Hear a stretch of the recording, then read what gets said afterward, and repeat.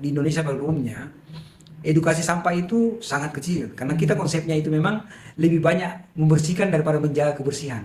Jadi gula-gula saya buka, saya makan gula-gulanya, baru saya bertanya, ini sampah atau bukan? Dia bilang sampah Pak. Saya bilang bagaimana kau bisa makan gula-gula yang dibungkus sampah? Sampah kan urusan saya mau buang di mana suka-suka saya. Jadi kalau saya itu istilah saya itu ada peribahasa, isi otak dulu baru isi Isu dompet. yang 5 tahunan. Setiap kali ada kampanye mau penggantian wali kota, gubernur, siapapun lah, biasa salah satu isu yang diangkat adalah sampah. Tapi nggak pernah selesai, Pak. Kita membuang. Kau tiga-tiganya kita ini ada orang yang butuh kita buang. Harusnya kita siapkan sedemikian rupa bersih dan kita berikan kepada orang yang membutuhkannya. Saya kira nilainya akan lebih.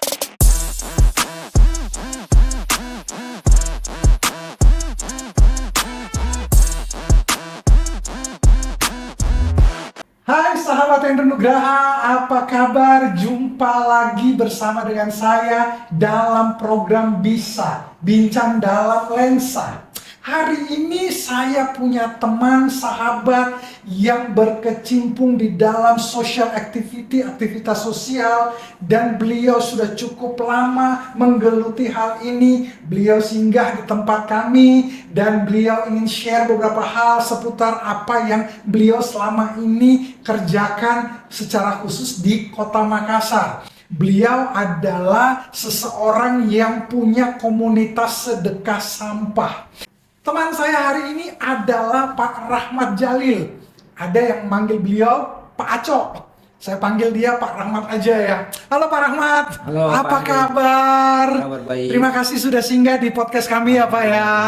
Terima kasih, saya yakin Bapak bisa memberi inspirasi teman-teman terhadap apa yang Bapak sudah kerjakan selama ini. Oh, iya. Pak, Bapak sebagai seseorang social aktivis, seorang aktivis sosial yang membidangi secara khusus soal sampah, Pak. Kenapa sampah, Pak? Nggak ada kayak yang lain yang Bapak bisa geluti sampai fokusnya harus di sampah, Pak. Iya. Ini berawal dari pendirian organisasi saya yaitu bisa dilihat Makassar Pore. Oke. Jadi Pore itu adalah istilah Makassar yang lebih negatif karena sudah menjadi pore-porenu. Artinya pada saat kita mau pore-porenu mau begitu atau mau apa. Nah, sementara saya ingin istilah ini bisa hidup kembali. Nah, salah satu ide dasar dari Makassar Pore adalah bagaimana masyarakat kita memang tahun 2016 saya mulai aktivitas ini berpikir dan melihat bahwa sampah ini bahkan menjadi problem. Mungkin di tahun 2016 belum menjadi isu yang terlalu besar karena masih bisa di cover. Tapi di akhir tahun 2026 ini menjadi isu yang sangat sensitif di Kota Makassar. Apalagi kalau kita bicara sampah itu kan tiap hari tambah lama tambah banyak. Ya betul. Sementara penanganannya tidak semudah yang kita pikirkan. Ya. Nah, Bapak di Kota Makassar sendiri, Bapak punya data kah berapa banyak sampah sehari Pak yang diangkut satu kota ini? Berapa ton Pak? Untuk sampah mungkin sekitar 1.000 ton. 1.000 ton per hari ya. Berarti selama 30 hari ada 30.000 ton. Ya. Dan itu jadi masalah yang jadi problem kemudian kalau tidak terpecahkan ya Pak. Betul. Nah, dari 2018 Bapak ngelihat sampah ini akan menjadi masalah besar. Makanya Bapak masuk menjadi aktivis di bidang ini. Siapa aja yang support Pak? Ya, jadi tentunya karena kebetulan saya juga memulai aktivitas sosial ini dari waktu saya masih jadi ketua RT, terus jadi ketua RW, tentunya teman-teman yang ada di pemerintahan, Pak Lurah, Pak Sekcam, Pak Camat, dan aktivitas lain, ketua LPM dan sebagainya itu tentunya orang-orang yang sangat membantu sehingga ide ini bisa saya kembangkan dan hasilnya seperti sekarang ini. Bapak jalan mempunyai komunitas ini, komunitasnya sudah berapa banyak orang Pak? Komunitasnya kami ya komunitas sedekah sampah ini edukasinya yang pertama saya buat itu di Ikatan Alumni sebenarnya. Ikatan Alumni. Ya.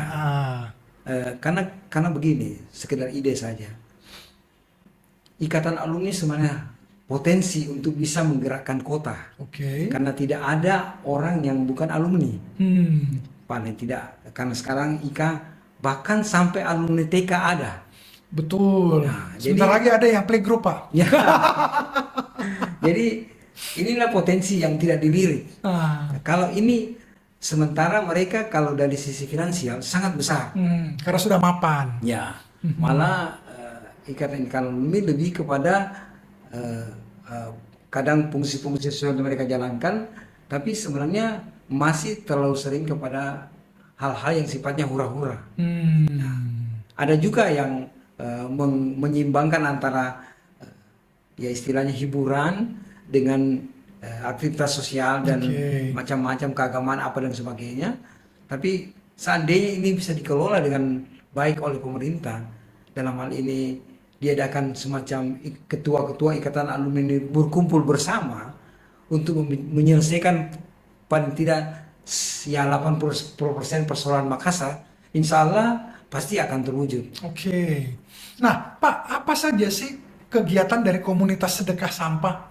Ya, jadi komunitas sedekah sampah ini pada dasarnya idenya itu adalah menyedekahkan sampah yang ada di rumah-rumah kepada masyarakat. Karena begini, Pak. Karena dalam konteks yang lebih besar ya mungkin masalah agama, kita tidak tahu kita akan masuk ke surga itu bukan karena sholat kita, tapi karena perbuatan baik kita. Siapa tahu gara-gara sampah yang kita berikan kepada yang membutuhkan ini, justru itu yang akan ini bersifat religius akan Menjadi jalan kita masuk surga. Iya betul Pak Andri. Jadi, Nah, sekarang Pak, Bapak bicara sedekah sampah. Sampah yang dikumpulkan, ini dikasih ke siapa sih, Pak? ya, jadi yang selama ini saya edukasi teman-teman yang ada di komunitas itu jalin komunikasi dengan mungkin petugas-petugas kebersihan, pengangkut sampah, dan jadi pada saat kantong misalnya kami gunakan media yang ada di depan ini tujuannya supaya ada semacam ketertarikan untuk komunitas ini berkembang. Jadi selama ini kan orang mengumpulkan sampah, ada yang pakai dus kotak, ada yang pakai karung beras. Nah itu kan semuanya disembunyikan di dapur. Nah tidak ada nilai penasaran atau nilai ajakannya. Nah ini saya bawa, ini sekarang bisa digantung karena penampilannya juga cukup lumayan, itu di garasi mobil. Nah sehingga orang akan bertanya apa itu? Oh ini tempat penampungan sampah plastik misalnya. Nah yang kadang-kala juga kita titipkan sampah kertas atau kadang apa ya kita mungkin masih memasukkan minuman tidak usah sebut merek ya, tapi yang sudah masih terisi. Artinya itu semacam kayak ada jalinan hubungan apa namanya, hubungan yang baik dengan petugas. Karena kan selama ini kita mengatakan membuang botol itu ke tempat sampah, berarti kita membuang. Kok tiga-tiganya kita ini ada orang yang butuh kita buang.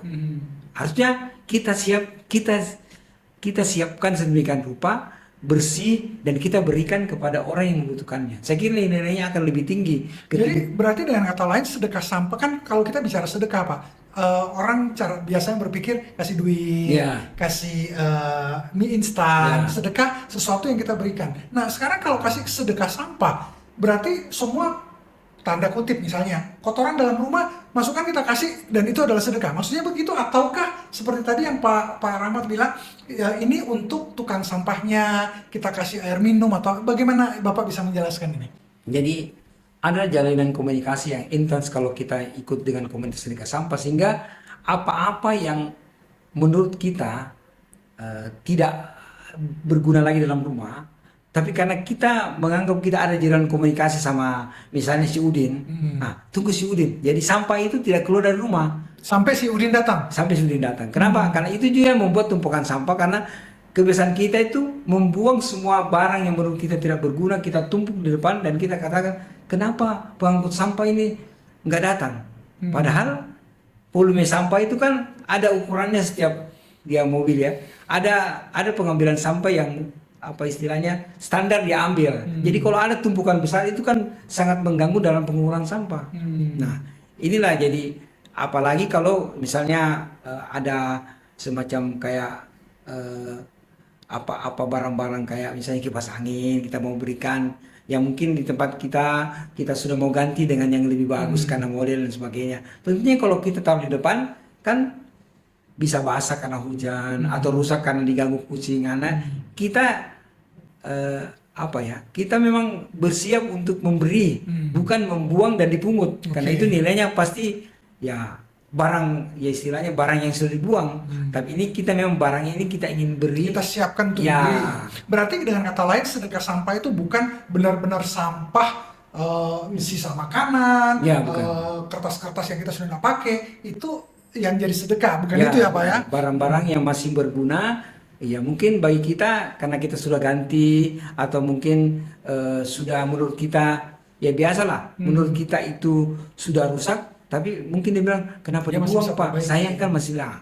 Saya kira apa pesan-pesan moralnya seperti itu. Oke, Pak, kalau kita bicara tentang sampah, Pak, jenis sampah apa sih yang paling dominan di kota ini, Pak? Ya, kalau yang paling dominan di Makassar ini ya sampah sebenarnya kalau dominan dalam arti di TPA saya melihat memang eh, lebih banyaknya itu sama plastik. Ya.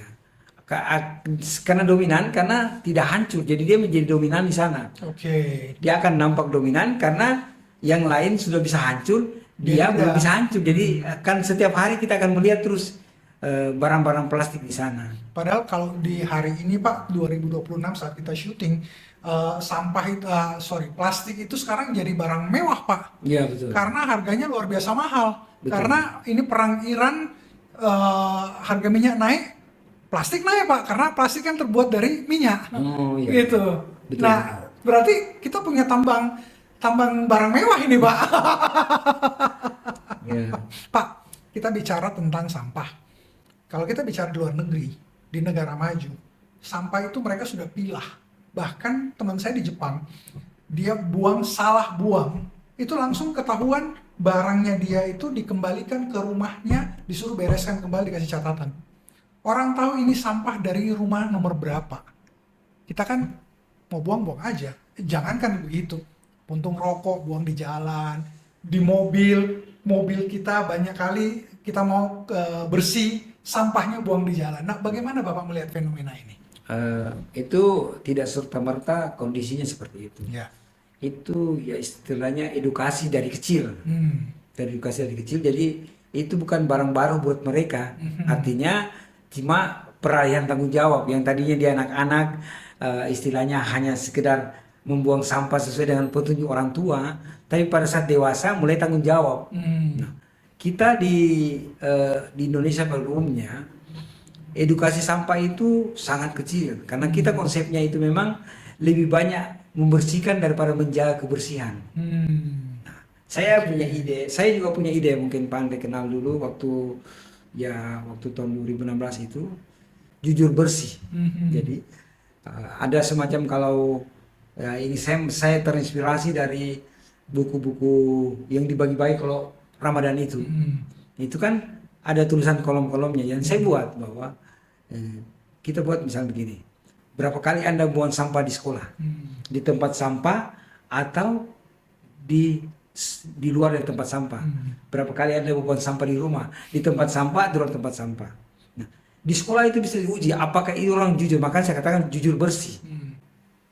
Kalau ternyata masih ada sampah di sekolah itu, sementara orang semua mengisi sudah buang pada tempat sampah, berarti ada yang tidak jujur.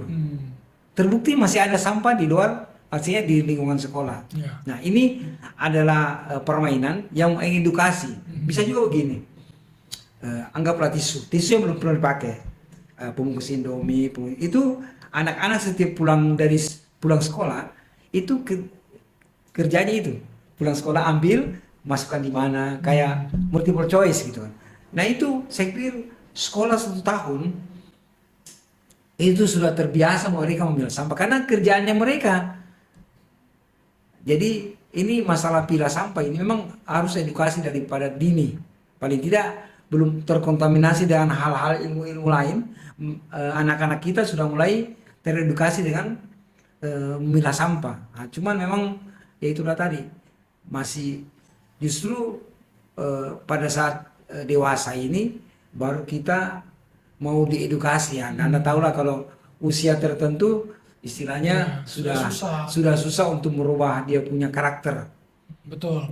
Jadi berarti dengan kata lain, menurut Pak Rahmat, mengajari anak kita untuk bisa buang sampah di tempat yang tepat, dipilah apapun prosedurnya, itu start dari rumah. Ya, Di usia berapa, Pak? ya, yang tadi saya katakan usia 3-4 tahun playgroup Sudah harus mulai ya. sudah mulai.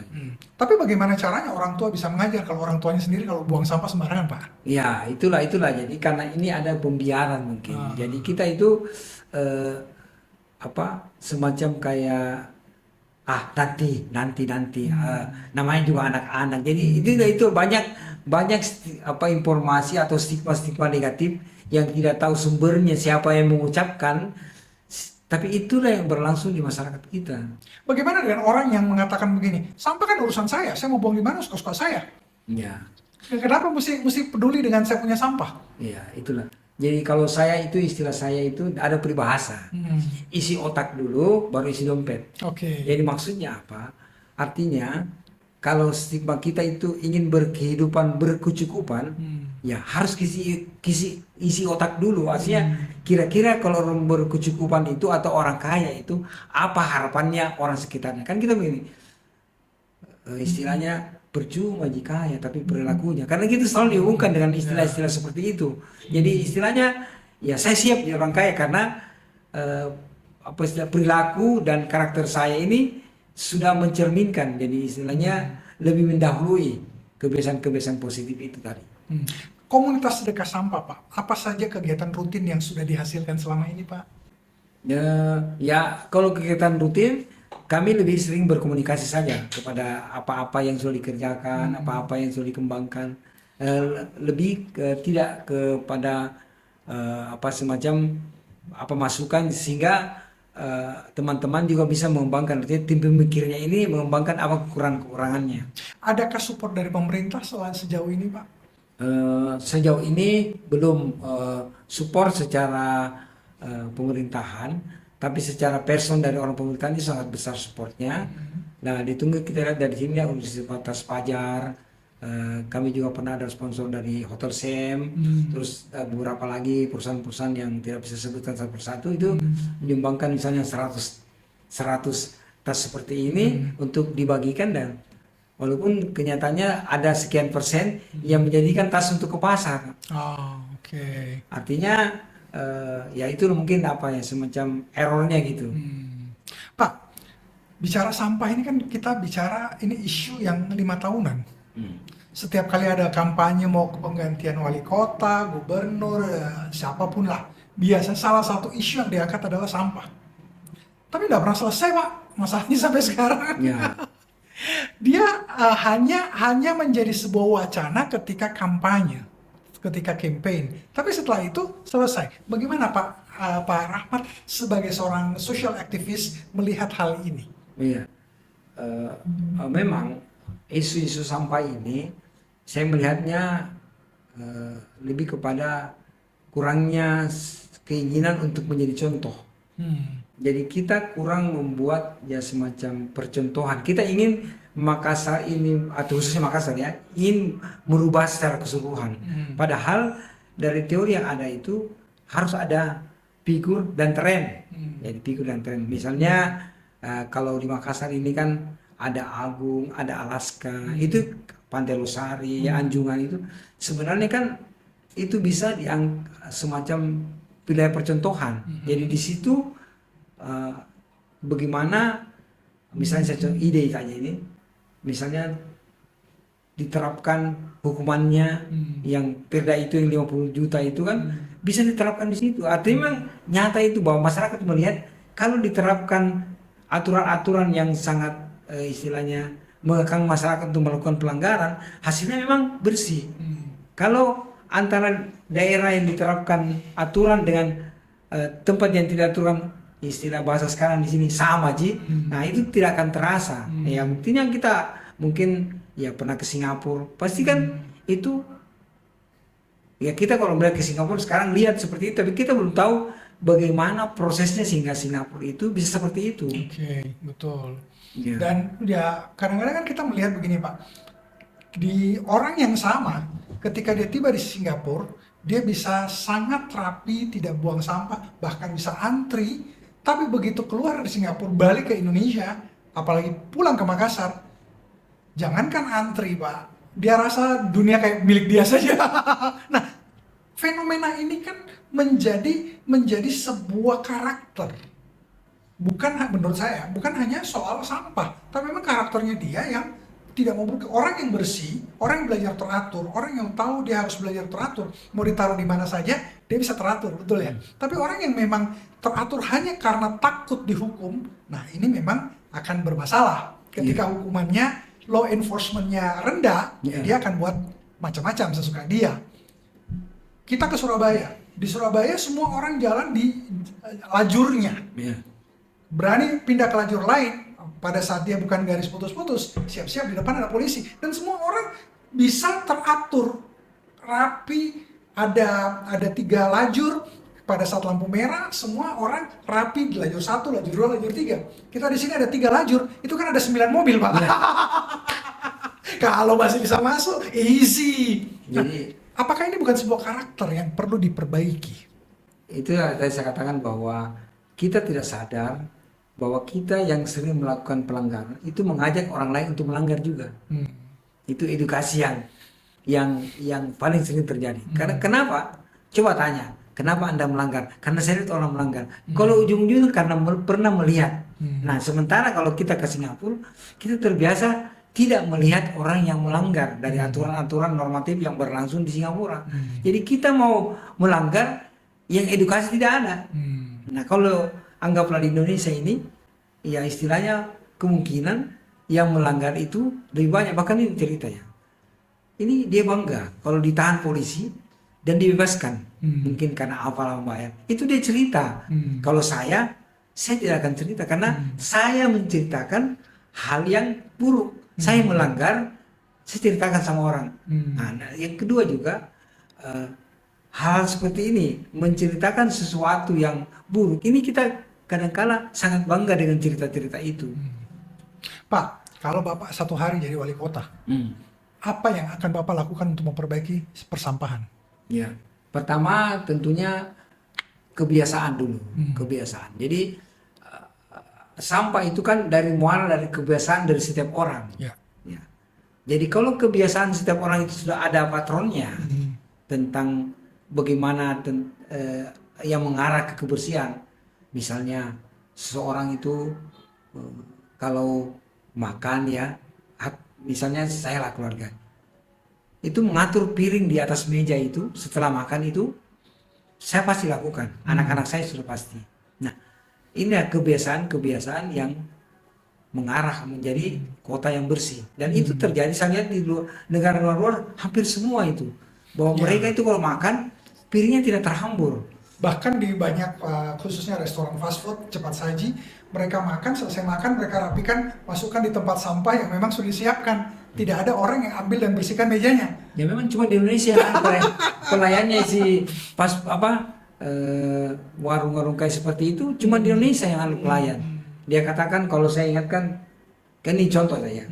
Saya kasih tahu anak saya, kenapa saya kasih kau pelajaran seperti ini? Ini berapa menit kau susun piring ini? Dia bilang 2 menit Pak. Saya bilang kalau ada 15 orang yang seperti kamu nak, berarti 15 kali 2 menit. Berarti kau kasih kesempatan 30 menit pelayan itu istirahat. Apa yang tidak mulia nak? Yang penting niatmu ke situ. Apa yang tidak mulia? Karena semua orang itu mau dimudahkan pekerjaannya. Apalagi istilahnya orang yang paling mulia itu orang yang paling bermanfaat untuk orang lain. Ya, betul.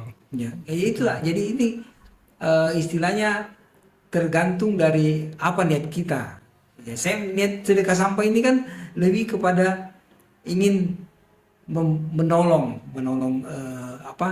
orang-orang yang istilahnya berkecimpung dalam dunia sampah. Ini mata pencaharian. Saya tidak bisa kasih dia duit setiap hari mungkin 1.000, saya mungkin ya tidak sempat. Tapi kalau dengan saya memberikan apa limbah-limbah yang masih berguna, mungkin itu bisa akan membantu keluarganya. Bukan cuma itu, akan menarik orang-orang di rumah saya untuk memberikan apa-apa, mungkin baju, mungkin mohon maaf lemari atau tas, pokoknya ini ya mungkin semacam pancingan aja untuk berinteraksi dengan mereka sebenarnya. Kalau sedekah kami di sini Pak, untuk sedekah sampah untuk tukang sampahnya adalah mereka setiap kali masuk ke kompleks ini, mereka pasti singgah depan rumah ini, tarik selang dan mereka cuci mobil sampahnya di sini Pak. Ya, itu juga mobil sampah juga itu saya punya ide barang, dan saya juga sudah usulkan sebenarnya. Jadi setiap tahun itu ada lomba. Artinya siapa yang bisa paling tidak sedikit mempertahankan, karena kan ini sampah. Kalau mereka tidak hati-hati, istilahnya kan anggaran kalau berpikir nanti 2 tahun depan kan diganti. Ini kan Pemborosan. Apalagi sekarang ada efisiensi, rencananya mau ganti, tapi efisiensi pelarangan kan, ya lebih bagus dipelihara. Nah inilah yang mungkin yang harus ditekankan oleh pemerintah adalah bagaimana mereka memelihara alat-alat kerja mereka. Jadi bukan bagaimana mereka mendapat yang baru. Justru mereka bangga kalau dapat yang baru, bukan bangga karena bisa mempertahankan barang yang lama. Ya, barang yang lama itu beli ulang atau ganti ulang, itu saya pikir itu yang harus ditekan kepada mereka. Pak, Bapak membangun komunitas sedekah sampah kan tidak mudah. Tidak semua orang tertarik mengikuti visinya Pak Rahmat. Apa yang membuat Pak Rahmat tidak lelah dan tidak kecewa ketika ditolak? Ya itulah, di sini ada kata sedekah. Jadi artinya apa yang ada istilahnya lihat dalam lubuk hati saya dengan teman-teman saya untuk ini, itulah yang membuat kami terlelah. Artinya ya setiap orang kan akan mengumpulkan pahala sebanyak-banyaknya dari berbagai sumber. Ya ini dengan istilahnya mengumpulkan sampah-sampah plastik ini secara tidak langsung ada usaha untuk yang menambah pundi-pundi pahala kita semua. Oke. Nah, Pak, selama Bapak sudah mengerjakan sejak 2018,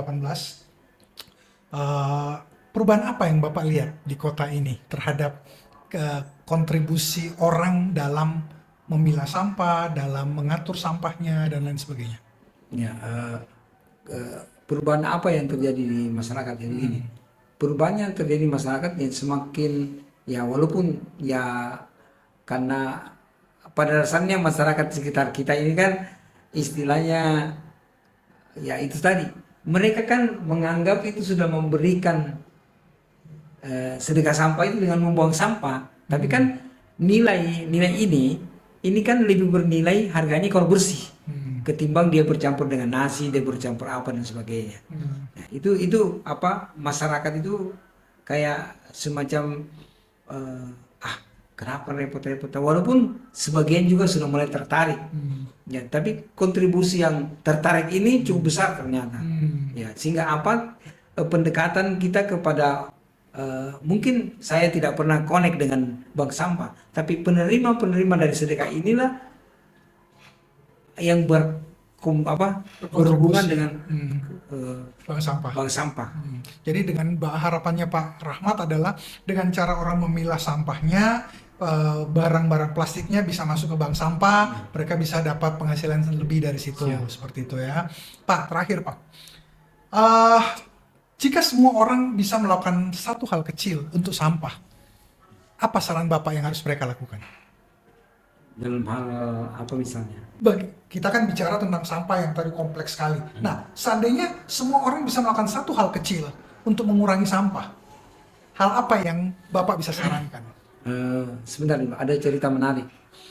Pada setiap sosialisasi tentang persampahan, bila saya diberi kesempatan, saya selalu menggunakan 2 anekdot. Gula-gula dengan aqua gelas. Jadi gula-gula saya buka, saya makan gula-gulanya, baru saya bertanya, ini sampah atau bukan? Dia bilang sampah Pak. Saya bilang bagaimana kau bisa makan gula-gula yang dibungkus sampah? Ini bukan sampah. Sehingga pada saat kau selesai buka gula-gula, kau langsung buang karena kau nggak ini sampah. Kalau saya tidak, saya kantongin karena bukan sampah. Jadi ini masalah mindset. Yang kedua, minum bergelas. Sekarang ini sampah atau bukan? Dia bilang bukan Pak, karena masalah isinya. Minum, siapa yang bertanggung jawab ini dengan sampah ini? Ya hampir semua mengatakan, walaupun kenyataannya kesehariannya dia merasa tidak bertanggung jawab, tapi kalau saya tanya itu, dia mengatakan ya minum Pak. Nah ini yang benar. Yang ini yang bertanggung jawab, mau dibawa kemana sampah ini? Bukan diletakkan begitu saja dan dihamburkan atau bahkan dikecil-kecilin baru dibuang kemana-mana ke tempat sampah. Ini bercampur dengan sampah yang ya. Kalau hal yang kecil yang akan dilakukan yaitu pertama yaitu mulai dari diri sendiri masalah sampah ini. Jadi marilah kita semua semacam, karena apapun yang kita lakukan, sekecil apapun profesi Anda, pasti ada yang menirunya. Apalagi kalau Anda tokoh atau semacam ya kayak ya trendsetter lah, mungkin yang ada orang-orang yang mungkin artis atau mungkin semacam kayak orang tokoh-tokoh masyarakat. Maksudnya figur yang menjadi sorotan itu sebaiknya harus menjadi contoh dari perilaku ini. Artinya meminum bagaimana sebaiknya pada saat meminum air botol itu bagaimana meletakkannya, terus bagaimana minum itu harus dihabiskan dan sebisa mungkin jangan tinggalkan. Bawalah kan, karena kadang-kadang kita ini harusnya bisa menjadikan tempat sementara itu kendaraan kita, apalagi mobil. Saya sering itu di bagasi motor atau bagasi mobil itu meletakkan sampah, kan itu dia tertutup. Ketimbang setelah habis itu langsung membuang. Nah ini semua karena memang perilaku ini, perilaku kecil ini akhirnya ada yang melihat, otomatis mencontoh lagi. Tapi kalau perilaku ini mungkin dia berjalan berdua, mungkin pimpinannya, akhirnya anak buahnya sopirnya bilang, bos saya itu tidak pernah buang sampah ke jalan, dia selalu rapikan. Insya Allah patut teredukasi. Artinya hal-hal seperti ini yang harus terus dilakukan, memberikan Berarti contoh. memberi contoh ya. itu penting sekali ya Pak ya. Oke, terakhir Pak, masalah sampah di kota ini akan selesai kalau Pak Rahmat jadi wali kota. Teman-teman, apa yang jadi perbincangan dengan Pak Rahmat sangat inspiratif sekali. Beliau melakukan hal kecil, bukan hal besar, untuk mengubah sesuatu. Start dengan sampah. Tidak bisa banyak orang, start dengan diri sendiri. Tidak bisa dengan satu hal yang besar, start dengan hal yang kecil. Tetapi dengan hal yang kecil, dengan niat yang tulus, bisa jadi ibadah, bisa jadi sedekah, bisa jadi amal, bisa jadi hal yang baik buat kita, bukan hanya di hari ini, tetapi di hari-hari yang akan datang. Yang penting konsisten. Yang penting konsisten. Dan apa yang kita lakukan tentu akan bermanfaat, bukan hanya untuk diri sendiri, tetapi untuk anak cucu kita. Terima kasih Pak Rahmat untuk waktunya, sudah sharing dengan teman-teman. Semoga sedekah sampah ini akan terus menjadi komunitas yang semakin berkembang. Orang-orang banyak terlibat dan kita bisa sama-sama berpikir yang baik tentang bagaimana mengelola sampah. Akhir kata, tetap semangat dan jangan pernah menyerah, karena apapun yang terjadi selalu ada jalan keluarnya. Ingat, kita tidak dilahirkan sebagai orang gagal, tapi sebagai pemenang. Saya Endo Nugraha bersama seluruh kru yang bertugas mengucapkan sukses buat teman-teman semua. Terima kasih Pak.